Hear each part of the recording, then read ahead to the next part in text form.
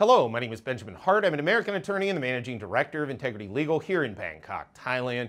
As I've discussed in other videos, the topic of this whole, in my opinion, kind of false dialectic between recreational use and medicinal use here in Thailand, which has come up in the discussion of cannabis legalization and how any future legislation should be drafted. I personally believe this is something of a false comparison, and it's also, I don't think it's doing any of us any good. Let me just dig in here. Thought of making this video after reading a recent article from the Pattaya Mail, pattayamail.com. Article is titled, "Latest Anti-Cannabis Moves Reflect Political Compromise, Not Moral Outrage." Quoting directly, "The current draft law is up for discussion until the end of the month. A spokesman for the Cannabis Future Network said he absolutely didn't believe recreational use would be formally banned." And they go into some other discussion of the proposed draft, and I would like to say, I think it's worth pointing out, I've talked about this in the past. I don't like this, it's either medicinal or recreational. I don't even like the comparison, because nobody makes the comparison with alcohol. Nobody makes the comparison with tobacco. Nobody sits around and says, well, are you using that tobacco for medicinal purposes? Are you engaging in drinking of that alcohol for medicinal purposes? No, we just know that adults are adults. There are certain substances out there that cause certain effects on the body. You can call it intoxication, inebriation, whatever you want to call it. You know, and depending on how much of it you have, you will get to increasing levels of intoxication. My personal opinion is cannabis is far less dangerous than alcohol in many, many ways, but not to go too deep into that. Long story short, what I just want to focus on here is this notion of medicinal versus recreational. How about we just be adults and say, let's regulate it in a similar fashion to the way that we regulate alcohol and tobacco. And I think, and if you read this article, and I urge those who are watching this to read the full article, I think if you look at it, that looks to me to be like what Parliament is trying to do here now. They're trying to come to a compromise, but a compromise wherein, hey, we're going to regulate it. I definitely am in agreement. There should be criminal penalties for people that sell this to kids. Absolutely. You know, seriously, if you intentionally sell to a child, you may need to go into prison, as far as I'm concerned, for a little while, just to think about what you've done. You know, but long story short, at the end of the day, the notion that, it needs to be heavily regulated for adults and things, I just find that kind of spurious. I think reasonable people can make their own decisions about what they ingest in their own bodies.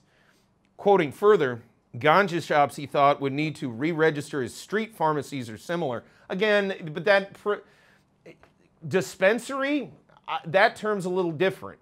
But why it has to be pulled into this pharmacological framework, I don't like that. I also don't like that people who want to use this have to then go through this, honestly, in most cases, especially in the jurisdictions in the U.S. It's why I've never liked the medicinal jurisdictions in the U.S., because it basically requires people to lie. It basically requires, if people say they want to use cannabis, they have to go say, oh, I have this medical problem. Well, let's not make people do that.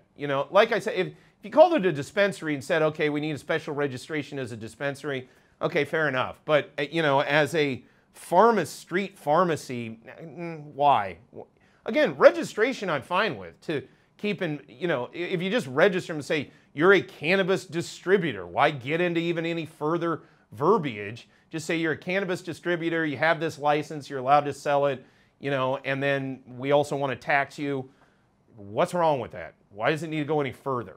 Nobody says liquor stores need to be, registered as street pharmacies, because liquor does also, alcohol also has medicinal effects. And people sort of say that that's a false argument. It's not. It's really not at all. It's an apples to apples argument in my mind. Quoting further, or perhaps customers would sign a slip to confirm they wanted weed for their health. No, why? And why go through all that rigmarole? And why make people have to engage in any form of dishonesty? Nobody has to sign a slip that they're buying a pack of cigarettes for any reason other than they just want a pack of cigarettes or to buy a beer. Quoting further, this would have the effect of reducing the number of ganja selling points unable to deal with the bureaucracy whilst offering a way out for the larger popular ones, especially in tourist areas. Well, so what? We're gonna knock the legs out from under the lowest ties in the social strata that are engaged in this business. That's what we're going to do. And then meanwhile, as I've discussed in other videos, is there foreign money, influence, or control behind many of these larger shops? As I discussed in that video, I'm adamantly in favor of no foreigners in this space. And people can say that's hypocritical of me because I became a naturalized Thai. I'd feel this way if I wasn't Thai, quite frankly. Honestly. You know, this should be a Thai-only sector. This is agriculture. This is agricultural products. That has always been Thai-only. So my question is, if we're going to create this massive bureaucratic Byzantine framework that's going to protect the big guys, but it's going to knock out the low guys on the totem pole, who are the big guys? Could the big guys be foreigners and the little guys be Thais? Because if that's the case, I find that wrong on so many levels. Anyway, quoting further, the main enforcing agency could well be the Food and Drug Administration, which is notoriously short of staff, or we could form a new agency, call it the Cannabis Control Board. Why do we have to do it under Food and Drug Administration?